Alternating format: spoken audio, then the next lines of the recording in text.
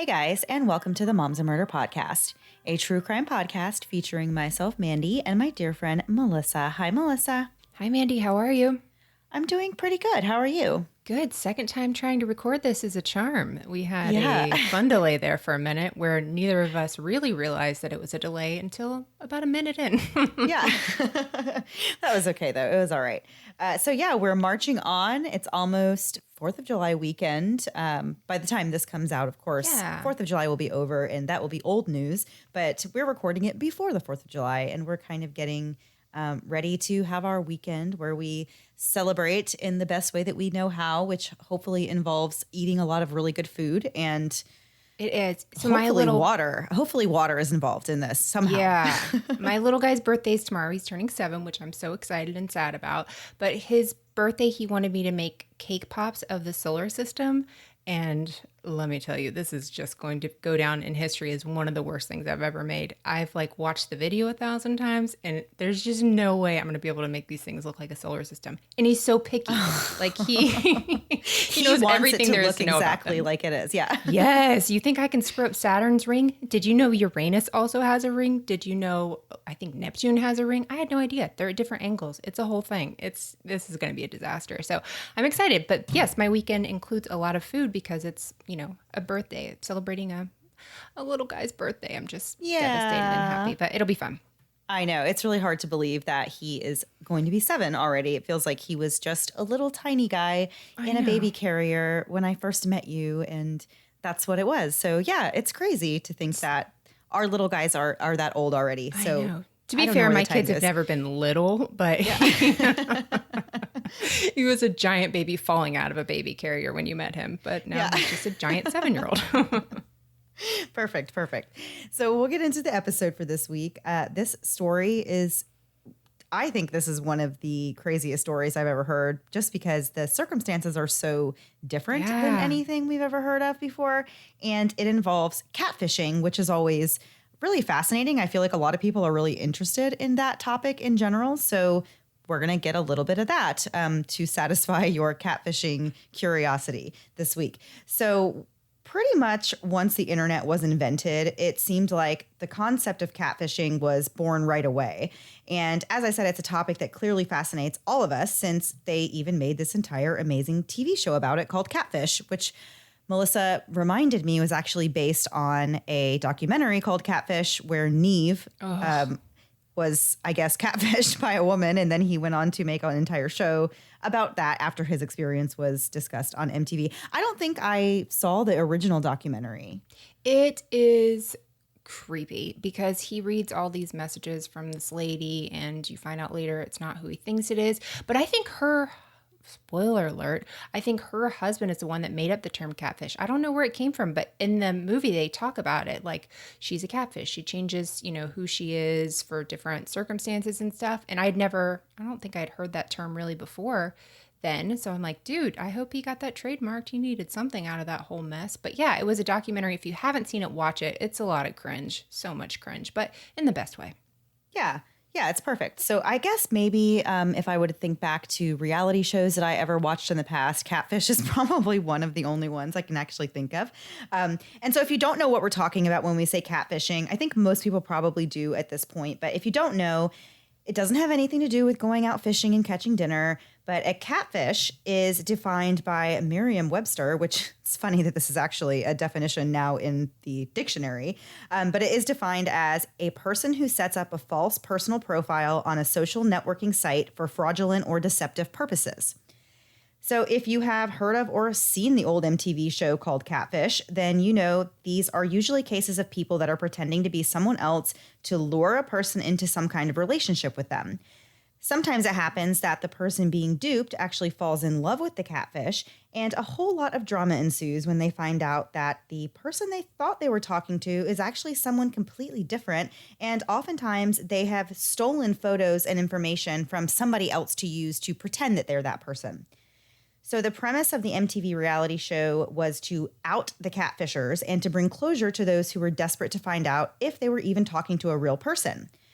The show was hosted by Neve Schulman and Max Joseph for 7 seasons, starting in 2013, before Max actually left and Kami Crawford took over. I haven't seen any of the Catfish episodes since it was a different 2 hosts on there. Mm-hmm. But the show is actually still on the air, which I also did not know. And the latest season actually premiered earlier this year. Did you know that Catfish was still airing on TV, Melissa?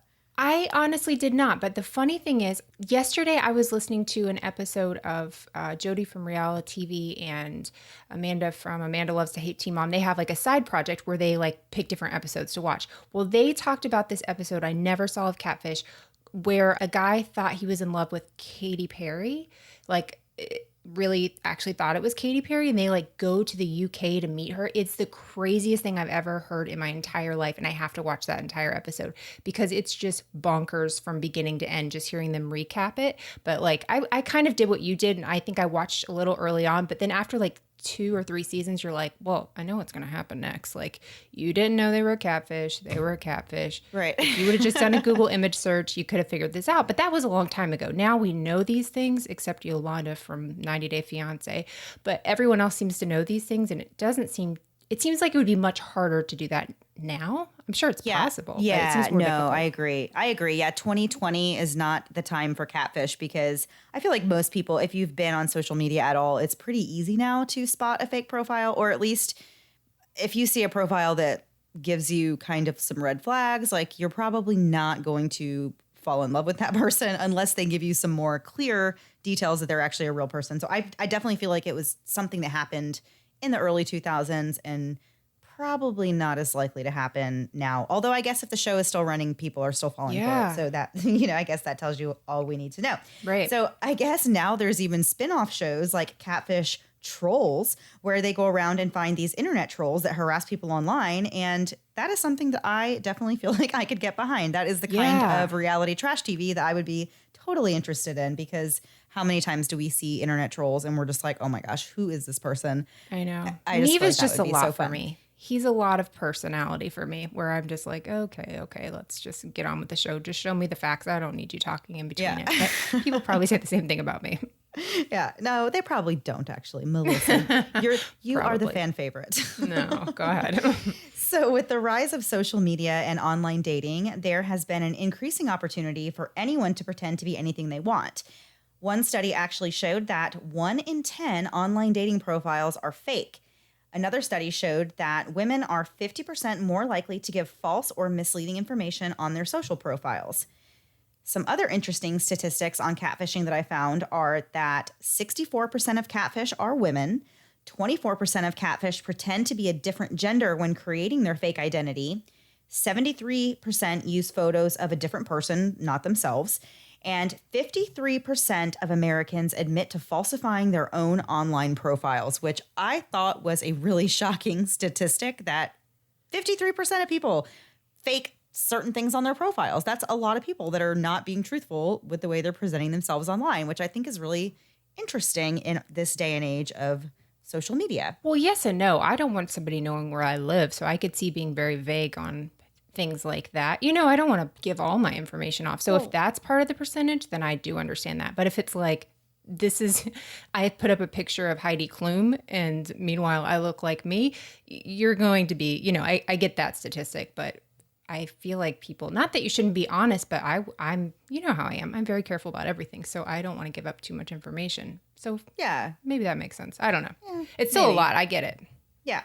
So in general, it's been found that the most common reasons for catfishing are loneliness, boredom, and revenge. In many cases, there's a long-standing history of lying or abuse in their past, and they commonly have low self-esteem. Aside from the emotional damage that can come from learning that someone you thought might be really into you is fake, the instances of catfishing are usually harmless in terms of personal safety. You might get your heart broken, but you aren't super likely to be seriously injured as a result of catfishing. However, although it isn't likely, it does still happen where a catfish truly has sinister purposes for their victim. Catfishing can be a tool to lure someone into a dangerous situation and rarely murder. Some of the most publicized incidents of catfishing turned murder include episodes that we've already covered on this podcast, such as the stories of Mark Twitchell and Janelle Potter. But there are far more extreme cases of catfishing that have resulted in death as well. One of them is the story that we're going to tell this week about the bizarre catfish story that led to the murder of an innocent man in Virginia Beach, Virginia. And before we get into the details, we're going to tell you a little about where this story took place in this week's segment of We Googled This City. Virginia Beach is located in the southeastern part of Virginia, and as of the 2010 census, has a population of around 437,000 residents. A lot of these residents are military members and relatives, as Virginia Beach is home to 3.5 bases. There's the NAS Oceana, FTC Dam Neck, the Army's Fort Story, and the half base, which is NAB Little Creek. It's known as a half base because while it's mainly located in Virginia Beach, the formal address is in Norfolk, Virginia. Virginia Beach has one of the largest landfills in the country, and it's called Mount Trashmore, which, give it up for Virginia. That is the best name for a landfill in the entire world.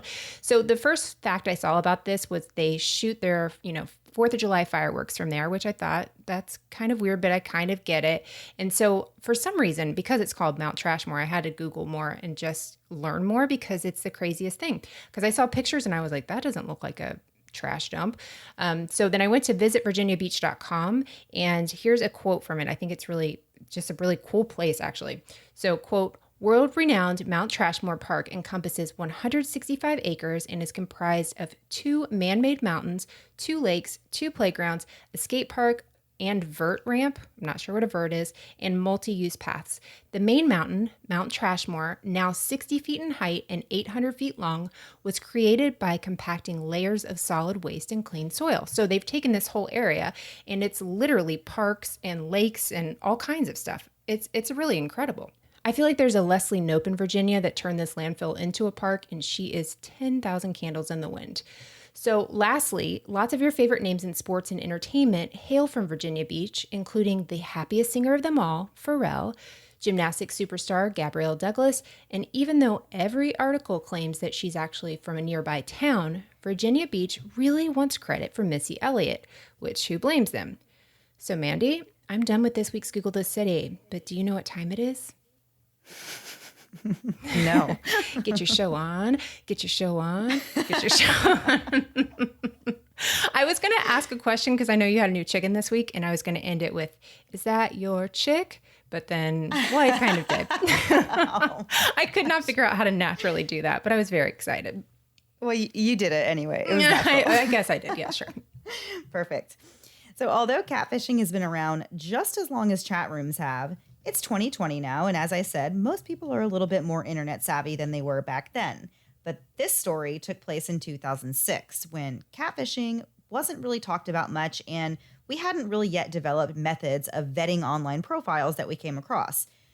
This particular catfish story is different from the ones you may have heard about before, because the true victim in this story is a man that had absolutely nothing to do with the catfishing, but he was caught up in the middle of it anyway. His name was Justin Huff, and the story of how he lost his life is tragic and pretty perplexing. Justin was born on May 5th, 1982 in Indianapolis, Indiana, to parents Blaine and Teresa. He was known for his always happy personality and his zest for life, and he was described as a typical all-American boy who loved his friends and family. Growing up, Justin spent a lot of time with his father and grandfather doing things such as hunting and spending all day in a canoe fishing. Justin graduated from high school in 2001 and followed in his father and grandfather's footsteps by joining the armed forces.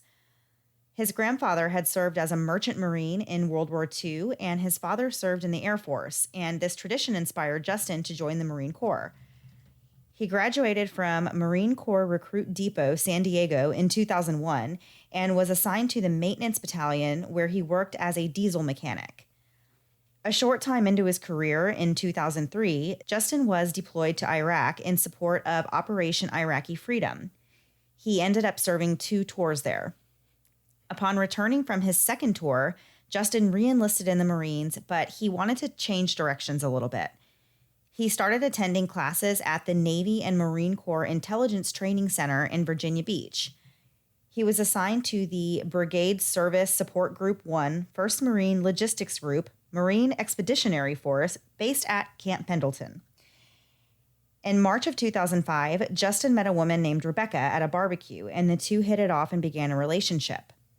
They were so in love and ready to take the next step, and just 5 months later, in August of the same year, they were married. A few months into their new marriage, the couple got some exciting news when they learned that Becca was pregnant. When Justin learned that he was going to be a dad, he was over the moon about it. He was beyond excited about taking on his new role as a husband and father, and it was all he could talk about to his friends and fellow Marines. One of Justin's close friends said, quote, he talked about his wife, how excited he was to be a father. He was really looking forward to it. You could just tell when he talked about her and his soon-to-be-born child, he just lit up, end quote. It was after learning about the baby he had on the way that Justin decided to enroll in the intelligence school instead of being sent overseas again. He truly wanted to be present for his wife and child while also maintaining his integrity as a U.S. Marine. Another friend of Justin said, quote, he was your ideal Marine. He wanted to look good, you know. Marines pride themselves on looking good in uniform. He was a Marine's Marine, end quote. So it's pretty easy to see why it was extremely alarming when Justin Huff did not report for one of his classes on the morning of January 2nd, 2006. Because Justin had not requested any time off, this was considered, quote, an unauthorized absence, and no one who knew Justin thought that it made any sense or fit with who he was as a person or as a Marine. He just wouldn't blow off his responsibility that way. Marine superiors searched through Justin's room in the barracks, and that left them even more confused. Everything really appeared as normal. Justin's wallet was missing, but otherwise, the room appeared as though Justin had just stepped out for a moment and would be returning soon. The first lead the police had in this case was directly from another Marine who had spent time with Justin in the days leading up to his disappearance. The Marine told his staff sergeant that he'd actually just been out bowling with Justin, something that Justin did quite often with his friends, and that while they were hanging out, Justin told him the story about how a strange man who claimed to be an NCIS agent had approached him and spoken with him about a possible rape that took place several weeks earlier, right around Thanksgiving. The alleged officer indicated that he believed that Justin was involved in this rape. Justin told his friend that he really actually doubted the validity of it because when he asked this person to provide credentials that proved that he was with NCIS, the man wouldn't show him any, and the clothing this person was wearing didn't really even look like something an agent would wear. Upon learning this information, NCIS investigators quickly and easily determined that Justin was not currently under any sort of investigation by their agency. And now they were upset because an unknown person has apparently impersonated them. It became their top priority to find out who this man was and how he was involved in Justin's mysterious disappearance. What they learned was far from what anyone would expect, and we're going to get right back into those details and how catfishing ties into this story after a quick break to hear a word from this week's sponsors.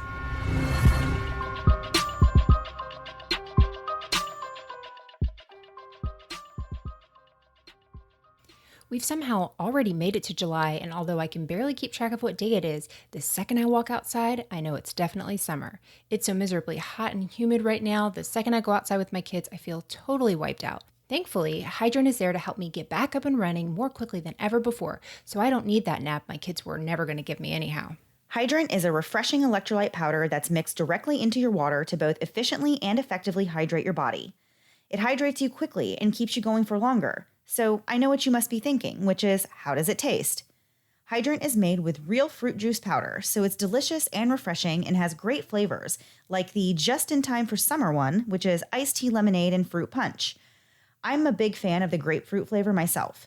It's not too sweet, but it still has enough flavor to encourage me to finish that glass of water, and it's especially helpful after spending all day sweating in the Florida heat that typically zaps my energy. Drinking Hydrant makes me feel alive again. I wanted to switch my morning Diet Coke to something that was better for me, but I still need that caffeine, so I switched to Hydrant Plus Caffeine, which contains 100 milligrams of caffeine that comes from green tea.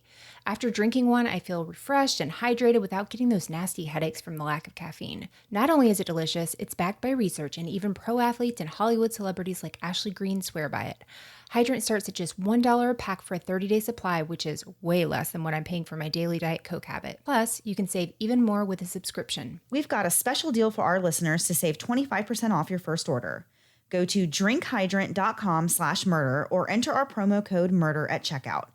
That's drinkhydrant.com/murder and enter promo code MURDER for 25% off your first order. drinkhydrant.com/murder and enter promo code MURDER to save 25%. And we thank them for sponsoring the podcast.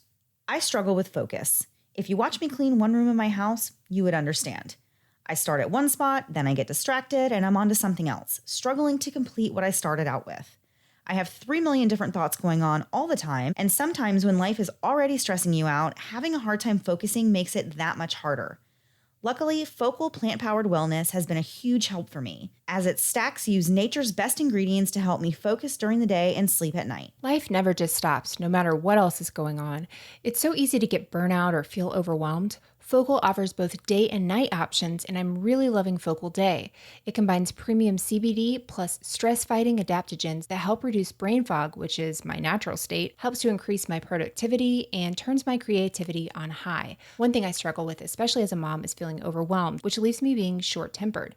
Focal has really helped me deal with everyday stressors, so I don't feel overwhelmed and I'm ready to take on the day, whatever the heck it has in store for me.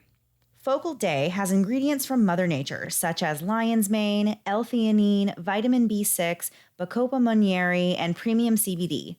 Focal takes something that is already amazing, their premium CBD, and stacks on 5 stress-fighting adaptogens and calming botanicals for the ultimate daytime supplement.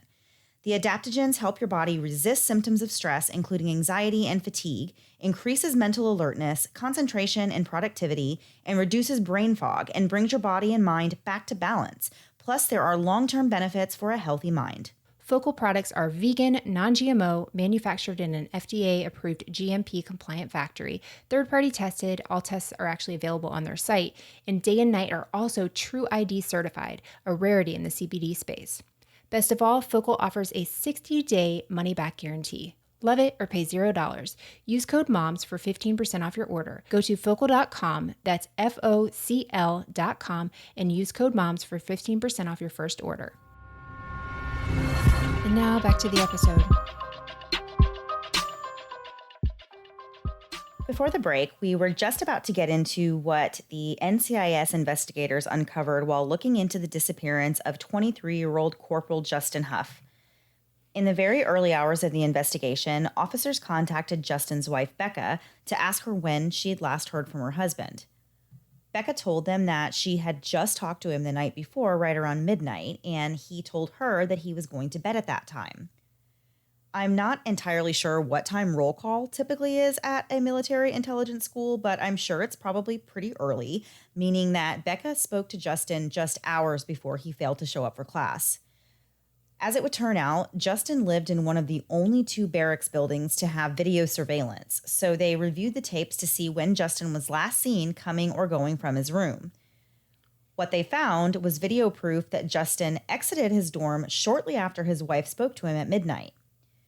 Justin could be seen leaving his room and then leaving the building before going out of sight, and that was the last verified time that Justin was seen. After asking around, investigators learned that just 2 days before Justin went missing, a man was seen at the barracks asking around for him. Private Richard told officers that a man came to the front desk of the barracks and asked if they knew how he could get in touch with Justin. Private Richard said the man was wearing a black Tool t-shirt, the band, not like actual tools on the shirt, and a motorcycle leather jacket, and that he got into a pickup truck in the parking lot and had a motorcycle in the bed of that truck. A description of this man was then circulated throughout the base, and it didn't take long for NCIS to get an even bigger lead. A group of Marines happened to notice a pickup truck with a motorcycle in the back parked in a parking lot, and they approached the vehicle. Inside, there were 3 men, but the Marines confronted the driver specifically about having something to do with Justin's disappearance. Although the driver denied having any knowledge of what they were even talking about, one of the Marines acted fast enough to grab the driver's identification. So for the first time, investigators had the name of a person of interest, and his name was Cooper Jackson. Cooper Jackson was an intelligence specialist in the Navy, living on the same base that Justin lived on. He was always polite and respectful, and there was really nothing out of the ordinary about him. Cooper was born in a small town in Southwest Virginia and had joined the Navy to expand his horizons and experience the world. On paper, he really had a lot in common with Justin Huff, but other than their similarities, investigators couldn't find anything that would suggest that the two even knew each other. In fact, they believed they had never met before at all. But as the NCIS agents kept digging, they found a key that would shock everyone. They learned about a woman named Samantha that Cooper had been having an online relationship with. As you may have guessed, Samantha was not her real name. The person behind the fake profile was a 22-year-old hotel clerk named Ashley Elrod, and it was her actions that actually set this entire thing into motion. Ashley had been catfishing people since she was just 15 years old. While most people who catfish use the internet as their preferred method of luring victims in, she had a much more creative way of going about it. What had always worked for her in the past was dialing random phone numbers on the Marine Corps base, and when someone answered, she would pretend she'd accidentally called them before introducing herself with a fake name and trying to establish a relationship with the Marine on the other end. That's such a weird thing to just randomly call people, especially in 2005. I feel like that's something I did when I was little or even a teenager. I would do that, but I think in the early 2000s, you would think internet would be, the mode of doing this. So one night in November of 2005, Ashley did just that. And it just so happened that Cooper Jackson was that random person that she spoke with. After hearing her voice, Cooper felt some level of attraction to her. She introduced herself as Samantha and flirted with him a little before they agreed to talk again later. What ensued was a full-out romance. Sort of. It was actually more of a lust-filled relationship than anything else, but Cooper was completely enthralled with this woman that he had never met before. Before he knew it, Cooper was spending hours a day on the phone with Ashley, thinking that her name was Samantha. One source says that they would sometimes talk on the phone as many as 50 to 70 times per day. Okay, I don't really understand how that's even possible, because I guess maybe if these are conversations that are lasting for like 2 or 3 minutes, but how do you call the same person 50 to 70 times in one day? I don't understand. No, that's so crazy. There's no one I want to talk to that much. That's a lot. Yeah, so during these conversations, Samantha described herself to Cooper as pretty much the total opposite of what she actually was in real life. She told him that she was 5 feet tall, weighed 100 pounds, she had blonde hair and blue eyes. She told him that her family was from Texas and they had a lot of money. They owned 3 homes in the Outer Banks, and that she was going to school and was an art history major. She allegedly lived about 2 hours away from where Cooper was stationed, which put just enough distance between them to make it more challenging for them to meet in person. None of what she said about herself was true at all, but she convinced Cooper that it was by sending him photos that she had stolen from another woman. The pictures that she sent Cooper weren't just any pictures. They were very provocative and included several nude photos. Although Cooper was a fairly good-looking young man, he was sometimes socially awkward, and he had never really been in a relationship before. So when he was getting all of this attention from someone who he believed was the total package, he became completely infatuated with her. After several weeks of this really steamy back and forth between them, Cooper started trying to set up a time to finally meet Samantha face-to-face. Of course, every time they made plans, something would come up and she wouldn't be able to make it. In one example, she claimed that she had been in a car accident and that she was in the hospital. And another time, she agreed to fly in for the Christmas holiday to meet Cooper's family, but when Cooper went to the airport to pick her up, she never showed. And he actually stayed there and waited for 13 hours before he realized that she was not coming. Whoa.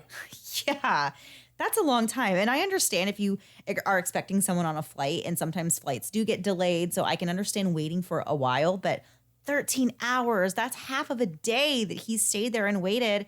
And that just makes me sad for him in a way, that he thought she was coming and he stayed there and stayed there and stayed there, and she just never showed up. That's really messed up. Yeah. So after that happened, Cooper finally started to question whether or not this Samantha person really wanted to be in a relationship with him. By this time, though, Cooper was in love with Samantha, and he wanted her to take it just as seriously as he was. And he was starting to get really frustrated that this person who claimed to want to be with him seems to be just refusing to meet him. Instead of doing what some might do and just blow her off and move on, Cooper actually became obsessed with trying to find her. Since they had been communicating primarily through the phone, Cooper was able to use her cell phone number to look up an address. When he confronted Samantha and said he was going to come to her house, she brushed him off and told him that it actually wasn't her address, but it was one of her friends, and she urged Cooper not to go over and, quote, bother her friends. In reality, though, the address that Cooper had was the address of the fake Samantha, who was actually Ashley Elrod, and she was inside the house at the exact moment that Cooper figured out where it was. Ashley was starting to get really freaked out now, and she was afraid that Cooper was on the verge of finding out the truth about who she was and to find out that she'd been lying to him this whole time. But Cooper decided that he'd finally had enough, and he told Samantha he wanted to break up with her. This seemed like a perfect out for her, so she agreed to the breakup. But she made a fateful mistake by trying too hard to push Cooper away. She ended up telling Cooper that she had gone to a party around Thanksgiving time and that there was a lot of alcohol and sex happening at this party, and that she had slept with someone there, which was later verified to be a true story. The intent behind telling Cooper about this was just to turn him off and reinforce this idea that he did not want to be in a relationship with her, but her plan backfired terribly. When Cooper heard that his so-called girlfriend slept with another guy, he refused to believe that she had done so willingly, and he pretty much decided on his own that she must have been raped, and this made him furious. Cooper proceeded to create an entire false story in his own mind about what happened to Samantha. He insisted that she got drunk and then she was taken advantage of, and then essentially he started interrogating her for more details. At some point, Ashley decided to take her lies even further, and she told Cooper that he was right and that she had been assaulted, and she even added in some more fake details of her own. She said the party was on base and that a bunch of Marines were there. Question though, why would she tell the story that it was on base and she hasn't been able to meet him, but she was there? That seems even crazier. Yeah, it does seem really crazy, but of course I feel like with catfish stories, like there's always these little slip-ups that I guess just kind of go through the cracks, and you don't notice it. You don't think about it until after the fact, and you're like, wait a minute, that was a weird thing, that she said that. So I think it was probably something like that in this case. Yeah. But now Cooper was thinking that it was a Marine who raped his girlfriend, and the more he thought about it, the more angry he got about it. It became Cooper's number one mission to find the person responsible for hurting her. To get him started on his hunt, Ashley offered up a completely contrived description of a man that Cooper should be on the lookout for. It was a very generic description, but unfortunately, it was a description that ultimately caused Cooper to focus in on Justin Huff. This part of the story sounds completely absurd, and that's because it is, but this is exactly how NCIS agents believe it went down. Cooper was walking around the base one afternoon, and he happened to see Justin Huff, who happened to look like the person he believed was guilty of a rape. Right then and there, without ever having talked to or knowing anything at all about Justin, Cooper decided in his mind, on his own, that Justin was the one responsible. Wow. Since Justin was wearing his uniform, Cooper was able to get his name. Once he zeroed in on the name Huff, he went back and asked Samantha if that sounded familiar. Cooper was very persistent about it and pretty much beat her down until she finally said yes and that it was somebody with that name that was involved. And from there, Cooper began to devise a plan to find Justin again and somehow interrogate him about this alleged rape. The way he decided to do that was to impersonate an NCIS agent. And we're going to get right back into what happened next after one last break for a word from this week's sponsors.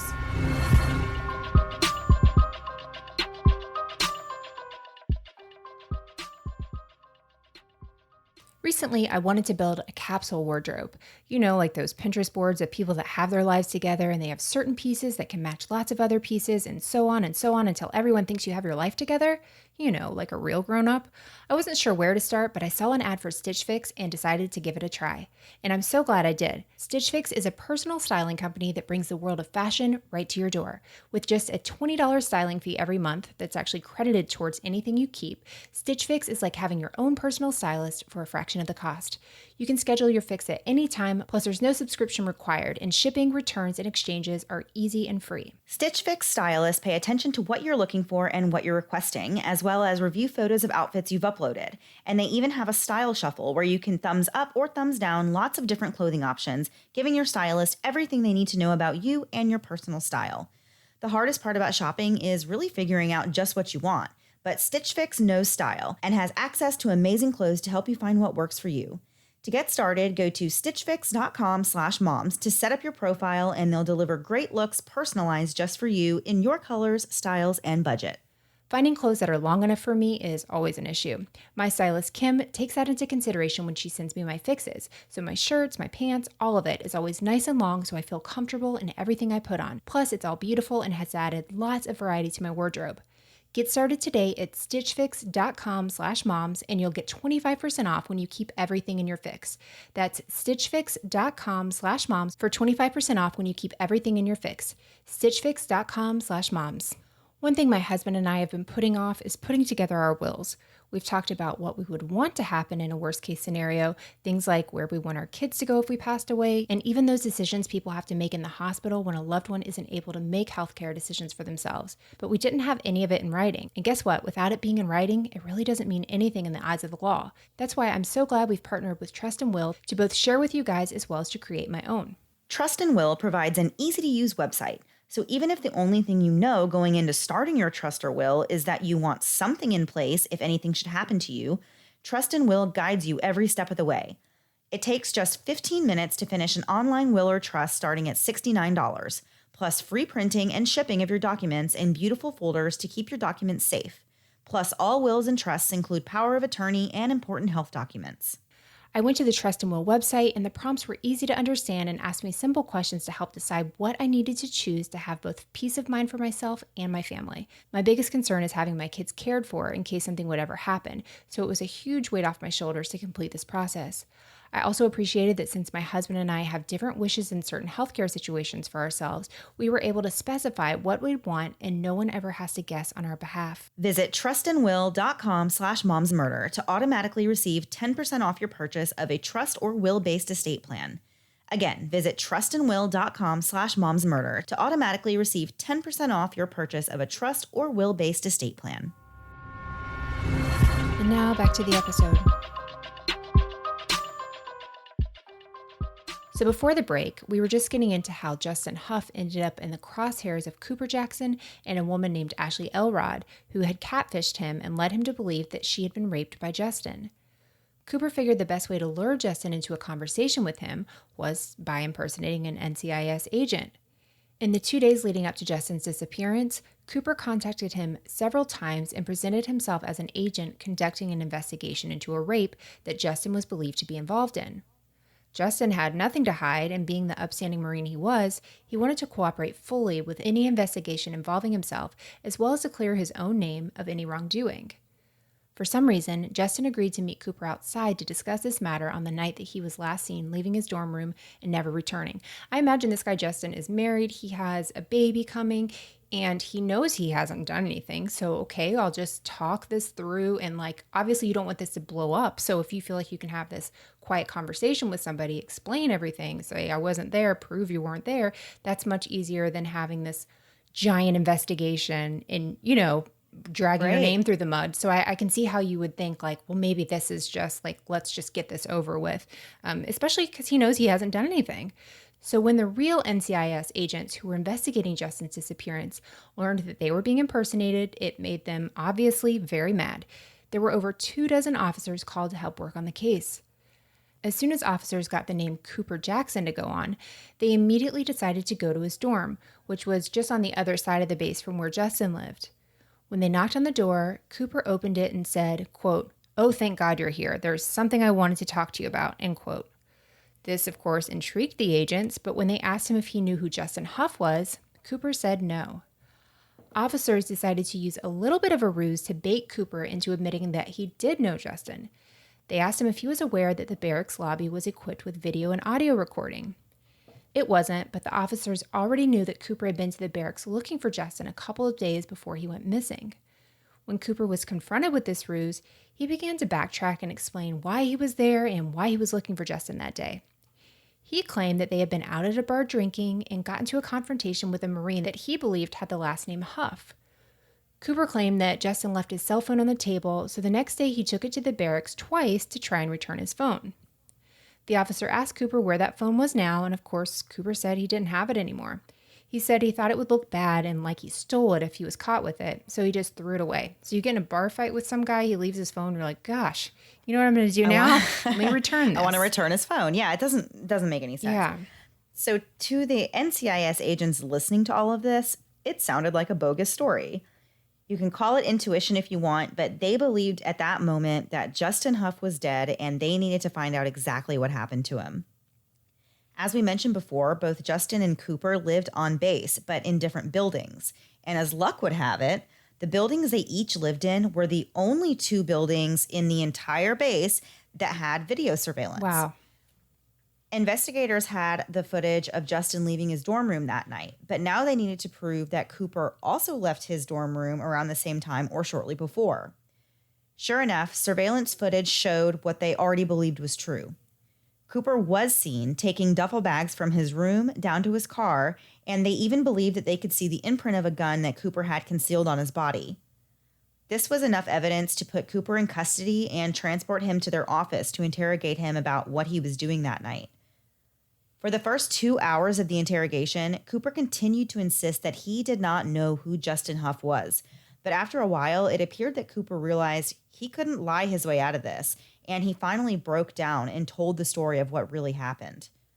He told the investigators all about Samantha and what led to his belief that Justin was guilty of rape, and he explained that he had confronted Justin more than once about this incident. He admitted that after speaking to Justin for the first time, he had his doubts that Justin had anything to do with it, but that on New Year's Eve, after drinking alcohol in his room, he managed to convince himself that Justin was lying and that he did have something to do with it. So Cooper called up Justin in the middle of the night on January 1st and essentially told him that if he wanted to clear his name, Justin needed to go with him.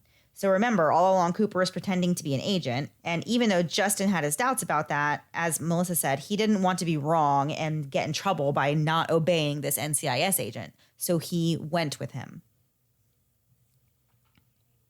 Justin got into the car with Cooper, and they drove to the Outer Banks to a location that Cooper had already picked out. The whole way there, Cooper was questioning Justin and actually believing that he was telling the truth and that he wasn't involved. Cooper was clearly struggling with this as he went back and forth several times during these conversations. However, Cooper explained that at that point, he knew he was already guilty of breaking several laws. He had impersonated an NCIS agent, and now he had kidnapped an innocent Marine. Instead of facing the consequences of those actions, Cooper decided that the only way out of this horrific mess was to murder Justin anyway. When they got to the remote location in the woods, Cooper instructed Justin to get out of the car. He then got him on the ground and used his knee to hold Justin down while pointing a gun at him. He admitted that he told Justin he wasn't really with the NCIS and that this was all about a rape he believed Justin had committed. Cooper said that Justin begged for his life and swore on his unborn child that he hadn't hurt anyone and certainly had not raped a woman. The most disturbing part of this is that Cooper freely admitted to the officers that he knew Justin was innocent, but that he knew he couldn't get away with letting him go. So Cooper took out his knife and cut Justin's throat twice. He said he cut him the second time because he didn't want Justin to suffer and he wanted him to die faster. My gosh.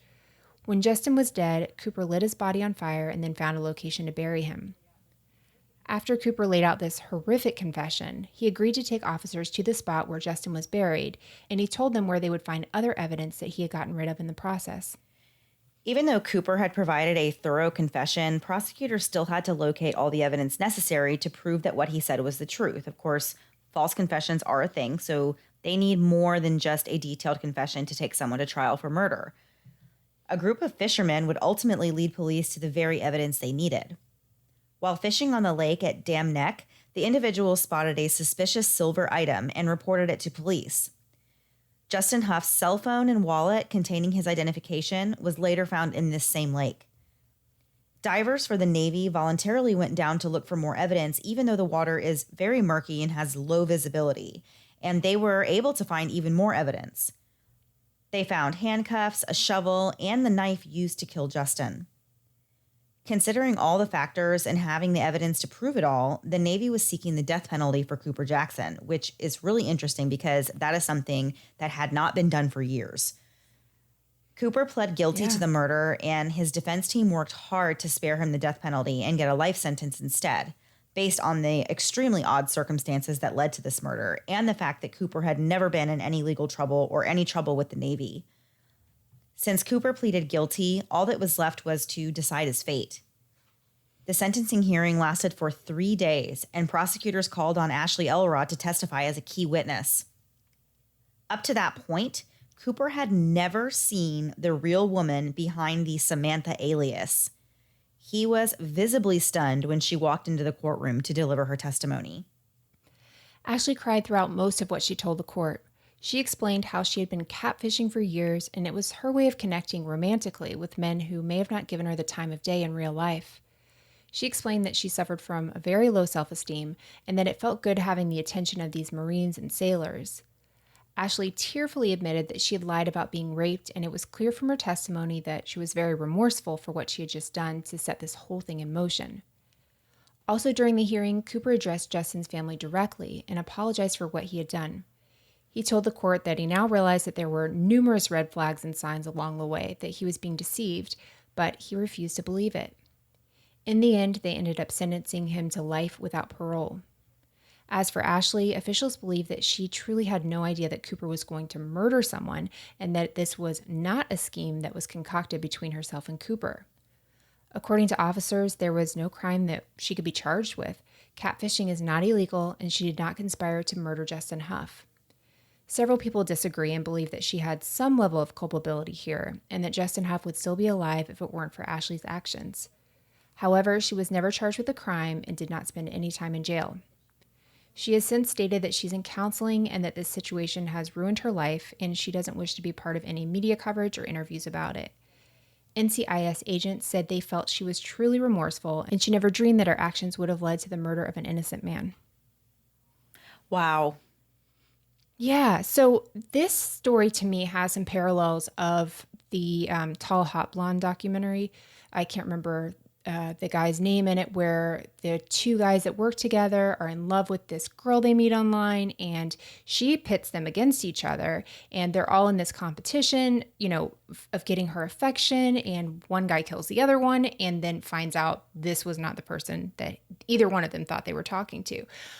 But in this case, she, NCIS doesn't think she had anything to do with, any of the murder, but she was trying to get out of this. And obviously, had she never met him, these things wouldn't have happened, but there wasn't anything they could charge her with. I've thought about this before, like how long until we have catfishing laws, which I know sounds kind of silly, but these things happen. How long until, if a murder occurs after a catfishing incident, can you be charged with something? Because these things happen a lot. I mean, I shouldn't say a lot, but these things have happened. How is there not any sort of internet protection catfish law? Yeah. Well, I tend to agree with you on that, because even aside from, somebody being terribly murdered, I feel like there's a lot of things that can go wrong as a result of catfishing that would make somebody's life miserable or, cause a serious problem because someone decided to do something like this. And Right. I am kind of surprised that there aren't any laws that make it some kind of a crime, even if it's not, it doesn't have to be a felony or anything crazy, but I am surprised that there's no repercussions for people who do this kind of thing and then potentially ruin somebody's life. Like you said, like in most cases, I feel like it's just a case of you're upset, you're mad, maybe you're heartbroken, but there are cases where a catfish will actually turn someone's life upside down and ruin it. Or in, the worst cases, somebody will get murdered. And I feel like I'm a little bit on the fence with whether or not I think this woman in this story should be held accountable. On one hand, I do think that she has some responsibility because she had every opportunity to say, no, that didn't happen. She didn't have to give these fake details to him to keep fueling his fire, but she did, and there was no reason for that. And but at the same time, I agree, there was no crime committed and she did not actually tell him to kill anyone. So I'm very torn on that, and I'm very on the fence about whether or not I think she should have a punishment for her part in the crime. But it does sound like she feels really bad and she Yeah. she recognizes that what she did was a terrible thing. Right. So the one I was talking about before, I mean, that lady was in the middle of it and knew and encouraged and all this kind of stuff, or at least, the documentary I watched on it, that's how they portrayed it. But nothing happened to her and somebody ended up murdered, and she knew it was coming. She knew it was coming this whole time. This girl, I think she was trying to get out of it, and she had made mistakes, and she was trying to whatever will make this guy leave me alone, and not fully thinking that through, what this could mean. And, it's lies upon lies upon lies upon lies. And then this happens, so I don't know. I don't actually know how I feel about it. I just feel terrible for all the families involved in this because it's horrific, but I just am curious as to when this will happen. I feel like there's going to be a law that comes into play at some point where people say if a crime is committed as a result of catfishing, you can be held culpable. I just feel like that the day is coming for that. Yeah, for sure. I totally would not surprise me at all. All right, so it is the beginning of the month, first week of the month. So we are going to have our hero segment, and we have picked a wonderful, lovely hero for this month. Yes, this month. Sorry, I was going to say week, and then I don't know. I keep messing it up because when we do Patreon episodes, I don't remember to say month and not week, and now I'm confused because we just recorded that. I'm all mixed up. So so this month for our hero segment, we have a really awesome one I'm really excited about. So, Melissa, do you want to share our hero story this time? Absolutely. So this is from Nicole F.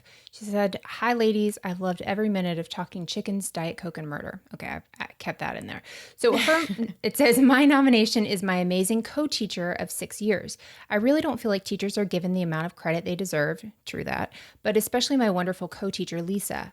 With the current state of events, she has gone above and beyond the classroom walls with home visits, constant Facebook Messenger, and a never-ending amount of phone calls. She has inspired me to become an even better teacher. She changes little lives every day, to which on the last Zoom call of this year, with tear-filled eyes, we just kept waving to our little 3rd and 4th graders because we didn't want to let go or push the red button to disconnect. That makes me want to cry. She warms the room with her smile and fills the room with laughter. There is not one single event that sticks out because my entire 6 years of working with her has been life-changing to not just be a better human, but a better teacher and mother like her. We sadly found out our school program, located in an impoverished urban district, was having its funding cut, and therefore the K through 6 part of where we work is closing. I'm so happy to know that what she taught can never be forgotten, but even more, I have gained one of my closest friends. Cheers to all the amazing teachers, because sometimes you just need to hear, you are crushing it." How oh my gosh. sweet. I know. Yes, I know. And I think we all have a soft spot for our teachers right now, especially given that everybody has had their kids home and we've all kind of had a little taste of homeschooling. I feel like maybe not now because it's summertime, but at the very end of the last school year, I feel like we all kind of gained a new appreciation for teachers. So Yeah. I really love this hero for this month. I absolutely agree that teachers need to be recognized, and I love this hero. I'm so glad that we picked this one this month. Yeah, this is awesome. And Nicole, you're a hero too. That's what a great team these two had, to teach these little kids. And I can picture my head, even though I have no idea what Nicole and Lisa look like, I can just picture people just waving at these kids and not wanting to hang up on the last Zoom call. That just touches my heart so much. So thank you so much for sharing that. That was incredible. If you have a hero that you want to nominate, you can email us at lastthingbeforewego@gmail.com and just put hero in the subject line so we make sure when we're scrolling through, we find it. Perfect. All right, guys. Well, that was the episode for this week. We will be back next week at the same time, same place, new story. Have a great week. Bye. Thanks so much for listening to the Moms and Murder podcast. Make sure to check back with us next week for a new episode. You can also find us at momsandmurder.com, where you can connect with us via social media. Please make sure you subscribe and give us 5 stars, because giving us 4 stars would be a crime. Thanks so much.